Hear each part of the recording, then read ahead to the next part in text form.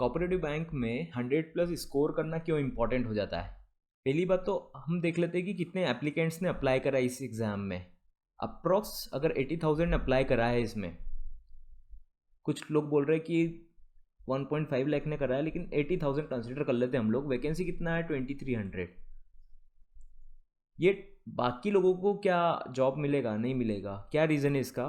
क्योंकि ये लोग स्ट्रैटेजी बना नहीं पाएंगे। स्ट्रैटेजी क्यों नहीं बना पाएंगे? खाली फॉर्म भर देंगे और इधर उधर हिसाब रखेंगे कि कितना पढ़ें, कहाँ से कंटेंट लें, है ना। एक रेगुलराइज आप लोगों को एक फ्लो में पढ़ने की बहुत आवश्यकता रहेगी। इस वीडियो में हम लोग देखेंगे क्या मिस्टेक्स होती है जिसकी वजह से आप लोग का सिलेक्शन रुक सकता है, और क्या मिस्टेक्स होती है जिसकी वजह से एक एस्पिरेंट कहीं ना कहीं अपनी एक गवर्नमेंट जॉब में डिले करता है कि मेरा 2 नंबर से रुक गया या 4 नंबर से रुक गया। ये एक कॉमन आप लोगों को एक आंसर मिलेगा जिसका सिलेक्शन नहीं हो पाता है। देखो, सबसे पहला स्ट्रैटेजी हम लोग क्वांटिटेटिव एप्टीट्यूड यानी मैथ्स का देखेंगे। देखो, मैथ्स में सबसे पहले आप लोगों को ये याद रखना है कि कितने मिनट्स आपको अलॉटेड रहेंगे। देखो 30 मिनट रहेंगे आप लोगों को। सबसे पहली स्ट्रैटेजी तो यही बन जाती है कि 30 मिनट रहेंगे तो 30 मिनट में हम लोग कितना क्वेश्चन कर सकते हैं, है ना। तो मैंने आप लोगों के लिए कुछ 4 टॉपिक बना रखे हैं जो बहुत इंपॉर्टेंट है। हम लोग हमारी क्लासेस में भी क्वाड्रेटिक इक्वेशंस चालू कर चुके हैं, और टू डे हम लोग इसका प्रैक्टिस कर रहे हैं क्लास में अब, सो दैट कि हमारा इतना प्रैक्टिस हो जाए 30 मिनट में हमको क्वेश्चन सॉल्व करने हैं। 30 मिनट में हम लोगों को मैक्सिमम स्कोर करना है। कितना स्कोर कर सकते हैं और कैसे स्कोर करेंगे ये बात कर रहे हैं हम लोग। क्वाड्रेटिक इक्वेशन, द्विघात समीकरण, सरलीकरण, नंबर सीरीज और डेटा इंटरप्रिटेशन। देखो ये आएंगे 15 से 20 नंबर के, 15 से 20 क्वेश्चन आएंगे इसमें। कितने क्वेश्चन आएंगे? 15 से 20। ठीक है, सबसे इंपॉर्टेंट तो यही हो जाता है। इसके अंदर डेटा इंटरप्रिटेशन का आप लोगों का प्रैक्टिस इतना होना चाहिए कि 2 से 3 डेटा इंटरप्रिटेशन का प्रैक्टिस डेली हो जब तक एग्जाम नहीं होता है। इसी से आप लोगों का प्रैक्टिस होगा। इसमें आते क्वेश्चन परसेंटेज के ही आएंगे, प्लस के, सम के, एडिशन, डिफरेंस और एवरेज और रेशियो के। इसके अलावा कोई नया टॉपिक नहीं पूछेगा। लेकिन इसी में हमारा क्या इंपॉर्टेंट रोल रहता है, जो नंबर निकलेंगे वो है स्पीड। स्पीड कैसे आएगा? प्रैक्टिस करोगे तो आएगा ना। प्रैक्टिस करने से पहले कॉन्सेप्ट तो क्लियर हो। अभी हमको लगता है हमको परसेंटेज कैलकुलेट करना आता है, बट हम अभी स्पीड में कैलकुलेट करने का बोलेंगे तो नहीं कर पाएंगे, है ना। तो क्यों नहीं आता? क्योंकि हम प्रैक्टिस नहीं कर रहे, हम हमारा टाइम इधर उधर की चीज़ों में लगाते हैं। तो वो चीज़ आप लोगों को अवॉइड करनी है अगर इस एग्जाम में सिलेक्शन चाहिए आपको। इन 2300 बच्चों में आप आना चाहते हो तो देखो, ये 5 नंबर के अप्रॉक्स आएगा, 5 नंबर के अप्रॉक्स आएगा, 5 नंबर के अप्रॉक्स आएगा, है ना। और ये अर्थमेटिक क्या होता है? अर्थमेटिक हमारा होता है जैसे स्पीड टाइम के क्वेश्चन, प्रॉफिट लॉस के क्वेश्चन, सिंपल इंटरेस्ट के क्वेश्चन, प्रोबेबिलिटी के क्वेश्चन, है ना, पानी टंकी के क्वेश्चन। ये 10 से 15 क्वेश्चन आएंगे। हर एक टॉपिक से एक एक 2-2 क्वेश्चन आता है। किसी एक टॉपिक में हम लोगों को इतना टाइम वेस्ट नहीं करना है कि हमारा ये पार्ट हम कमज़ोर कर दें। कोई लेके बैठ गया वर्क टाइम को 5-10 दिन उसी को करे जा रहा है, तो उसमें कोई सेंस बनता नहीं। एक क्वेश्चन करने से आप लोगों का एग्जाम क्रैक नहीं होगा। यहाँ पे आप लोगों को ध्यान देना है इन टॉपिक्स पे। आया समझ में आप लोगों को? अब देखो आप लोगों को और क्या चीज़ ध्यान देना है। सबसे लास्ट में आप लोगों को किस टॉपिक को करना है? अर्थमेटिक को। इन टॉपिक्स को सबसे लास्ट में करना है। इसमें भी आप लोगों को करना है 4 से 5 टॉपिक केवल। आपका अगर आप लोगों का पार्टनरशिप अच्छा है ना, आयु वाले क्वेश्चन अच्छे हैं, आप लोगों को आते समझ में, प्रॉफिट लॉस के क्वेश्चन अच्छे आते हैं, तो ऐसे 3-4 टॉपिक निकाल लो जिन क्वेश्चन को आप 1 मिनट के अंदर सॉल्व कर पाओ। अगर आप लोग 1 मिनट के अंदर सॉल्व नहीं कर पा रहे, 1.5 मिनट तक कॉन्सेप्ट को क्रैक नहीं कर पा रहे, आप 4 मिनट लगा रहे, 5 मिनट लगा रहे, तो उस टॉपिक को मत करिएगा। सेंस नहीं बनता है। आप लोगों को प्रैक्टिस करना है। 3 से 4 दिन में एक टॉपिक का प्रैक्टिस आराम से हो जाएगा। देखो 5 नंबर, 10 नंबर, आप लोगों को ये 3 तो नंबर हमेशा दिला देंगे, एक आध नंबर कम ज़्यादा आएगा। और आपको इधर से कम 17-18 नंबर लेके आना है DI में। 20 में से 1-2 टफ रहेगा, 17-18 नंबर डुएबल है लाना। 17-18, और आप लोगों को कम से कम यहाँ पे स्कोर करना है 25 प्लस स्कोर करना है 30 मिनट के अंदर। मतलब हम लोगों के पास 30 मिनट है, तो 1 मिनट में एक क्वेश्चन होना चाहिए। कुछ क्वेश्चन तो ऐसे रहेंगे आप 30 सेकंड में करेंगे, लेकिन आप लोगों को टारगेट रखना है 1 मिनट में एक क्वेश्चन होना चाहिए। अगर उससे ज़्यादा लग रहा है तो वो क्वेश्चन हम अटेम्प्ट नहीं करने वाले एग्जाम में। कब करेंगे अटेम्प्ट उस चीज़ को? जब सबसे आखिरी में, जब हमारे पास टाइम बच गया, हमने सारे क्वेश्चन कर लिए। ठीक है। अब आप लोगों को इसका प्रैक्टिस कैसे करना है? आपके शेड्यूल में आप प्रिपरेशन जैसे कर रहे हैं तो उसमें 4-5 क्वेश्चन क्वाड्रेटिक के, सिंप्लीफिकेशन के, नंबर सीरीज के और डेटा इंटरप्रिटेशन के डेली सॉल्व कीजिए। एक फ्लो में कीजिए। 30 मिनट्स के अंदर टाइमर चालू करके प्रैक्टिस कीजिए, तो आप लोगों का कैलकुलेशन स्ट्रांग होगा। कैलकुलेशन कैसे स्ट्रांग होगा? जैसे आप लोगों को किसी ने पूछ लिया 30 × 32 क्या होगा, तो आप लोगों को ये समझ में आना चाहिए कि कैसे जल्दी इसको शॉर्ट ट्रिक से हम कैलकुलेट करेंगे, है ना। अगर आप लोगों को किसी ने बोल दिया 64 में से 46 माइनस करा तो क्या आएगा, तो आप लोगों को ये पता होना चाहिए कि हम इसको 50 अज्यूम कर लिया, है ना। अब यहाँ पे 14 का गैप है, 14 और ये 4 का गैप मतलब 18 हो गया। डायरेक्ट हम लोगों को ओरली कैलकुलेट करना आना चाहिए। आ रहा है समझ में? तो ये कैसे आएगा? प्रैक्टिस से। तो डे टू डे आप लोगों को इन 4 टॉपिक का तो डेली प्रैक्टिस करना, आप ये कर सकते हैं। तो एक एक 2 टॉपिक, 4 5 5 टॉपिक मैक्सिमम कीजिए। उसके बाद बाकी आप लोगों को स्किप करना है। कितना स्कोर करना है आप लोगों को? 25 प्लस। डुएबल है। डाटा इंटरप्रिटेशन आप एक सॉल्व कर लेंगे तो आराम से दूसरा भी सॉल्व कर लेंगे। 3-4 क्वेश्चन सेट आते हैं आप लोगों की एग्जाम में, तो आप 17-18 नंबर यहाँ से निकाल लेंगे। ठीक है, आया समझ में? अगर ये 15 नंबर का आया तो आप लोगों को सिंप्लीफिकेशन ज़्यादा दे देगा एग्जाम में। क्लियर है? तो यहाँ से अटेम्प्ट कर लेंगे हम लोग। ये 20-20 सेकंड में लोग क्वेश्चन कर लेते हैं इसको, सिंप्लीफिकेशन को। तो ओरली आप लोगों का प्रैक्टिस इतना होना चाहिए। ठीक है, अब देखो हम नेक्स्ट देखते हैं इसमें रीजनिंग में आप लोग कैसे अटेम्प्ट करने वाले हैं और कितना प्रैक्टिस लगेगा आप लोगों को। देखो पहले टॉपिक्स देख लो। पजल्स, सीटिंग अरेंजमेंट जो रहते हैं ये 15 से 20 ये भी आएंगे। एक्चुअली 20 to 25 आएंगे। कितने आएंगे? 20 से 25 एग्जाम में आएंगे। आप लोगों को इसमें क्या करना है? देखो सीटिंग अरेंजमेंट क्या रहता है, 2 टाइप के सीटिंग अरेंजमेंट एग्जाम में आते हैं। एक तो आता है स्क्वायर वाला और सर्कल वाला, सर्कुलर सीटिंग अरेंजमेंट जो आता है, और एक आता है आपका लीनियर और पैरेलल रो वाला। मतलब 2 आमने सामने रो है, 6 लोग इधर बैठे, 6 लोग इधर बैठे, या अनसर्टेन लोग एक रो में बैठे हैं। ठीक है, तो इनमें से आप लोगों को दोनों की इतनी प्रैक्टिस करनी कि सीटिंग अरेंजमेंट तो हमको करना ही करना है। अगर वो ब्लड रिलेशन के साथ आ जाता है और आपका ब्लड रिलेशन कमज़ोर है तो आप लोगों को उस टॉपिक को छोड़ना है। उसके अलावा आप लोगों को तो इसका प्रैक्टिस करना है। तो कम से कम एक एक 2 पजल डेली सॉल्व कीजिए। टफ पजल से स्टार्ट कीजिए अगर आप लोगों का प्रैक्टिस अच्छा है। कमज़ोर प्रैक्टिस आपने स्टार्ट नहीं करा है तो हमारी क्लास में हम लोग बेसिक से स्टार्ट कर रहे हैं, और 30 डेज़ के अंदर हम लोग इस सारे कंटेंट को इतना प्रैक्टिस कर लेंगे कि हमारे एग्ज़ाम में 100+ एग्ज़ाम में मार्क्स आ जाए। ठीक है, उसका रीज़न ये है कि हम डे टू डे वही टॉपिक पे प्रैक्टिस करेंगे जो हमको मार्क्स दिलाएगा। हम इरेगुलर कंटेंट पे बात नहीं करेंगे कि हमको ज़बरदस्ती हम डायरेक्शन सेंस में लग रहे हैं अगर हमारा कमज़ोर है, या फिर स्टेटमेंट कंक्लूजन पे लग रहे हैं लॉजिकल रीजनिंग वाले चैप्टर पर टाइम वेस्ट कर रहे हैं। हमारे पास रेडी टू मेड कंटेंट है जो हम लोग डे टू डे फॉलो करेंगे, और जो भी फॉलो करेगा, चाहे 10th क्लास का बच्चा भी फॉलो करता है तो इस एग्ज़ाम को क्रैक कर सकता है। अब ब्लड रिलेशन हो गया, डायरेक्शन सेंस हो गए। ये जो टॉपिक्स है ये कितने आएंगे आप लोगों के? 15 से 20 नंबर के। कितने आएंगे? 15 से 20 नंबर के। तो आप लोगों को एक एक टॉपिक आप प्रैक्टिस कीजिए। डायरेक्शन सेंस प्रैक्टिस कीजिए, मशीन इनपुट आउटपुट का प्रैक्टिस कीजिए, कोडिंग डिकोडिंग। ये तो इतने छोटे टॉपिक रहेंगे कि आप 5 से 10 दिन के अंदर प्रैक्टिस आराम से कर लेंगे। 5 से दिन में आप कंप्लीट कर लेंगे अगर आप लोगों का कोर्स कंप्लीट नहीं हुआ है। और उसके बाद आप लोगों को इनका प्रैक्टिस करना है, स्पीड में प्रैक्टिस करना है। ये तो 20-20 सेकंड में क्वेश्चन उठ जाते हैं इनइक्वालिटी के, कोडिंग के। ठीक है, और इनमें मैं आप लोगों को सजेस्ट करूंगा स्टेटमेंट कंक्लूजन वाले क्वेश्चन पे मत जाइएगा, क्योंकि ये मिस्टेक कराता है और नेगेटिव मार्किंग कराएगा आपका एग्जाम में। मिसलेनियस कौन से पार्ट हो गए? जैसे आप लोगों को बोल देता है एक वर्ड है, वर्ड समझ लो वर्ड ही वर्ड है, तो इसमें इन दोनों को अगर हटा दें, या वोवेल कितने हैं क्या है, ऐसे करके क्वेश्चन पूछेगा। इसमें वोवेल से अपना 3rd नंबर के कॉन्सोनेंट से माइनस करेंगे तो क्या आंसर आएगा, ऐसे करके क्वेश्चन जो आते हैं वो मिसलेनियस पार्ट में आ जाएगा आपको।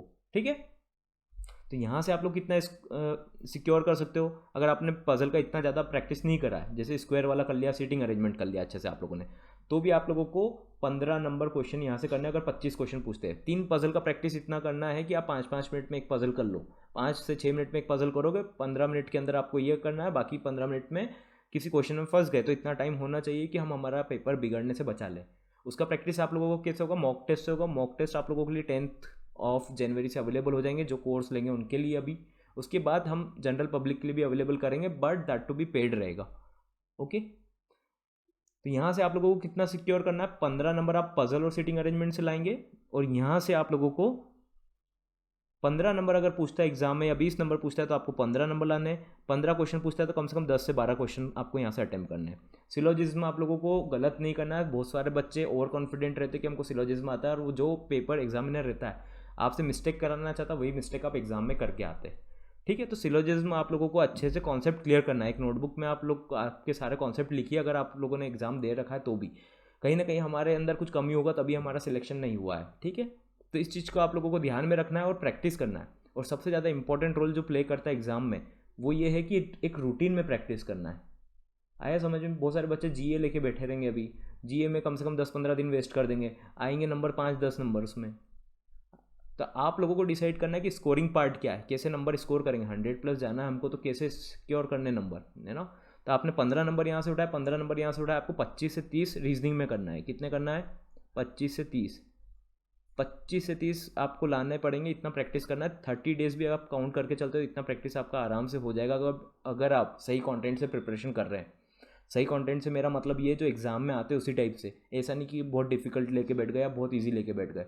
आप लोगों को पता होना चाहिए कंटेंट कहाँ से मिलेगा। मैं अगर 5 पज़ल प्रैक्टिस कर चुका हूँ तो मेरे को छठी पज़ल कहाँ से मिलेगी, तो वो पज़ल हम लोग हमारे कोर्स में प्रोवाइड भी कर रहे हैं आप लोगों को डे टू डे प्रैक्टिस के हिसाब से। ठीक है, अब हम बात करते हैं इंग्लिश जनरल अवेयरनेस और कंप्यूटर अवेयरनेस की। देखो इंग्लिश में आपको 25 मिनट का टाइम रहेगा, जनरल अवेयरनेस और कंप्यूटर अवेयरनेस में 20 मिनट का टाइम रहेगा। देखो इसका कट ऑफ अगर आप लोग सोच रहे हो कितना एग्जाम में जाएगा, अगर आप 100 के आसपास लाते हो तो आप सिक्योर्ड हो। कम कट ऑफ जाने का रीज़न ये है कि पेपर सिंगल लेवल का है, मतलब मेंस लेवल का भी होगा और प्री लेवल का भी होगा, दोनों का लेवल मिक्स रहेगा इसमें।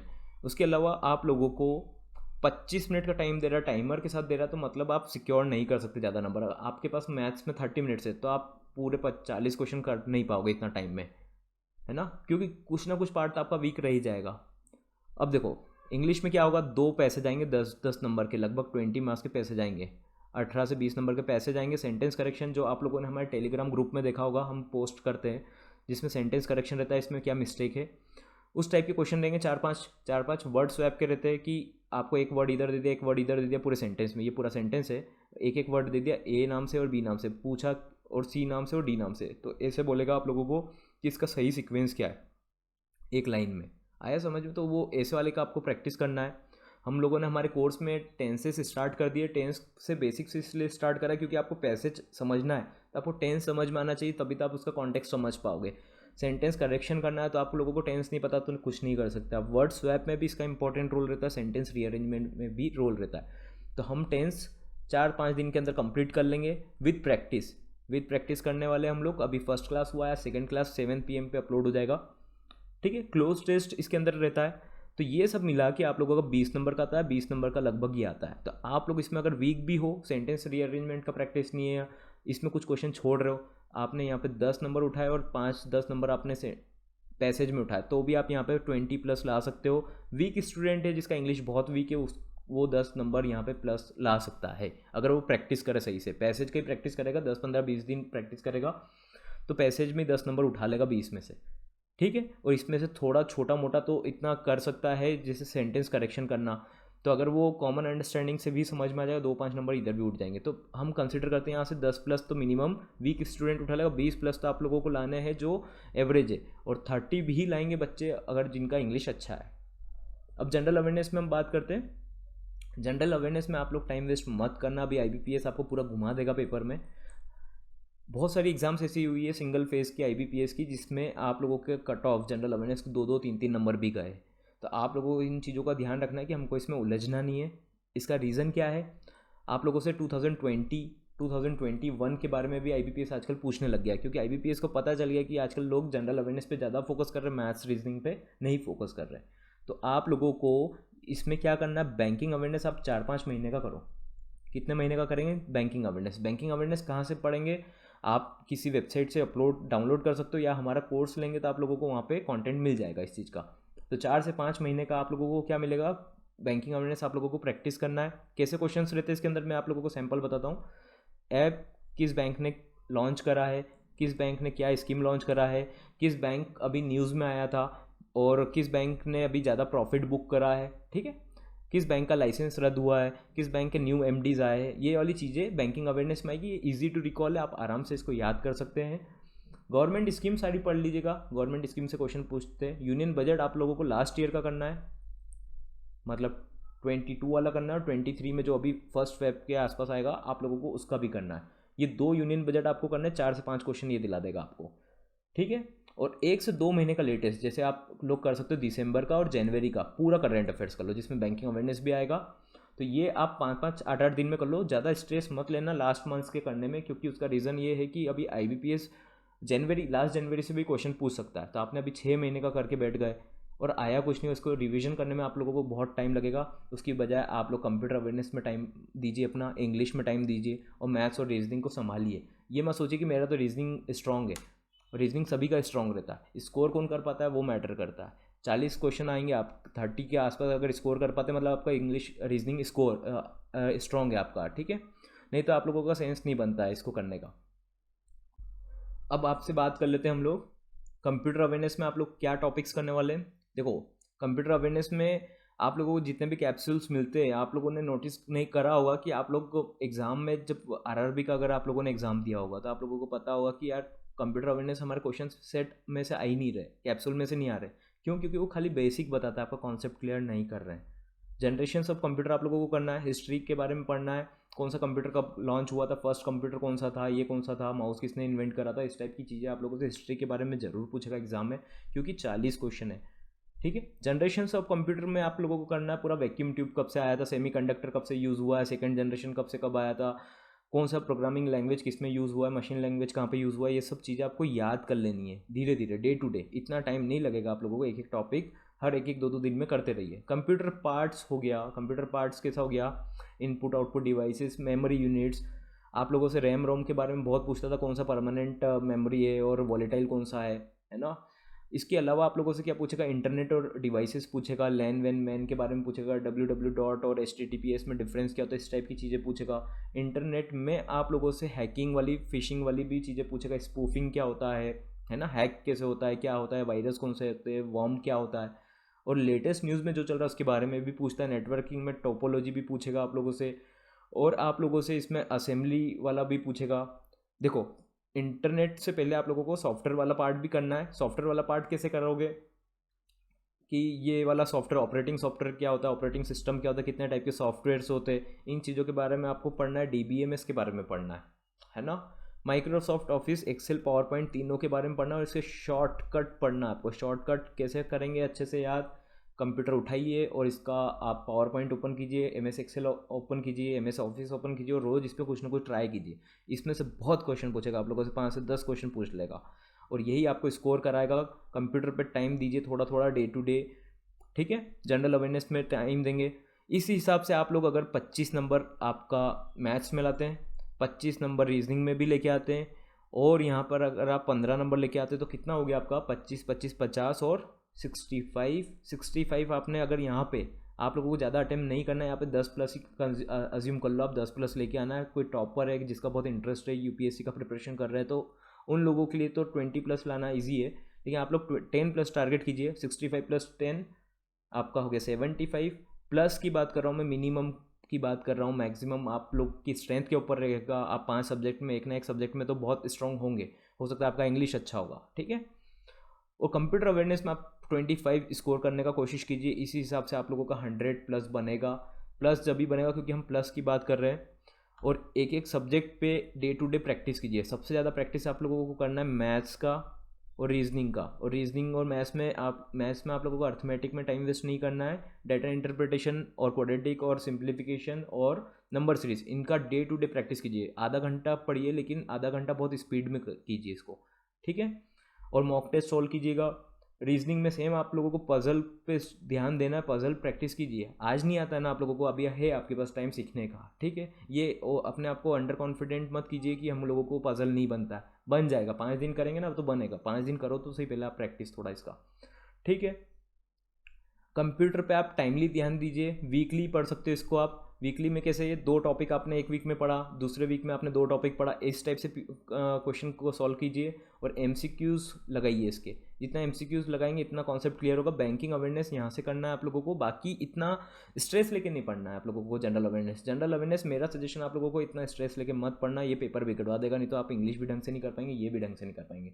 इसके रिवीजन बहुत लगता है जनरल अवेयरनेस में, इसलिए इसको स्ट्रैटेजी में अभी से ही अवॉइड कर देना कि हम खाली बैंकिंग अवेयरनेस पढ़ रहे, गवर्नमेंट स्कीम पढ़ेंगे और कुछ इंपॉर्टेंट न्यूज़ हमारे इंटरेस्ट के अकॉर्डिंग। आया समझ में? आप लोगों को मैं बता देता हूँ, हमारा कोर्स जो MP कोऑपरेटिव का चल रहा है उसमें आप लोग ज्वाइन कर सकते हो। इसमें आप लोगों को मॉक टेस्ट 10 जनवरी के बाद से अवेलेबल हो जाएंगे। अभी वेबसाइट का कुछ इशू चल रहा है। वेबसाइट का नाम है www. कहाँ से ज्वाइन करेंगे आप, bankersgrade.com। ठीक है। अभी वेबसाइट पे इशू चल रहा है टेक्निकल, इसलिए यूट्यूब की प्राइवेट लिंक के थ्रू आप लोगों के लेक्चर लिए जा रहे हैं। Once this issue gets resolve, आप लोगों को यहाँ पे सारे लेक्चर मिलेंगे, प्लस मॉक टेस्ट भी यहाँ पे अवेलेबल रहेगा आप लोगों को। और इसमें हम लोग क्या कर रहे हैं, डेली क्लासेस है, डे टू डे क्लासेस है। डेली क्लासेस का बेनिफिट क्या रहेगा आप लोगों को, आप आपसे आइडिया नहीं लगा पाएंगे। आपका स्टडी टेबल आप खुद नहीं बना सकते कि मेरे को कितना पढ़ना है। आपका मन हो गया आज मैं मैथ्स पढ़ लेता हूँ, आज मेरा मन हो गया मैं इंग्लिश पढ़ लेता हूँ। लेकिन हमारी क्लासेस में आप लोगों को असाइनमेंट्स भी मिलेंगे। असाइनमेंट से क्या होता है, असाइनमेंट्स आप लोगों को मिलेंगे तो उससे आपका प्रैक्टिस होगा सही डायरेक्शन में, है ना। एग्जामिनर क्या क्वेश्चन पूछ रहा है, आजकल ट्रेंड में क्या क्वेश्चन चल रहा है IBPS के उसमें कंटेंट में, उसके हिसाब से आप लोगों का प्रैक्टिस होगा। हमारा केवल मोटो ये है कि आप लोग अच्छे से अच्छा स्कोर करें इस कोर्स के मीडियम से, और हम लोग हमारा पूरा बेस्ट दे रहे हैं। इसमें आपका डाउट क्लासेस भी अरेंज किया जाएगा। जिसने ज्वाइन नहीं करा है वो ज्वाइन कर लीजिए, ज्वाइनिंग का लिंक नीचे डिस्क्रिप्शन बॉक्स में दे रखा है। टेलीग्राम ग्रुप का भी लिंक आप लोगों को डिस्क्रिप्शन बॉक्स में दे रखा है, वहाँ से आप टेलीग्राम ग्रुप पे ज्वाइन कर लीजिए, वहाँ पर आप लोगों को फर्दर इन्फॉर्मेशन मिलता रहेगा।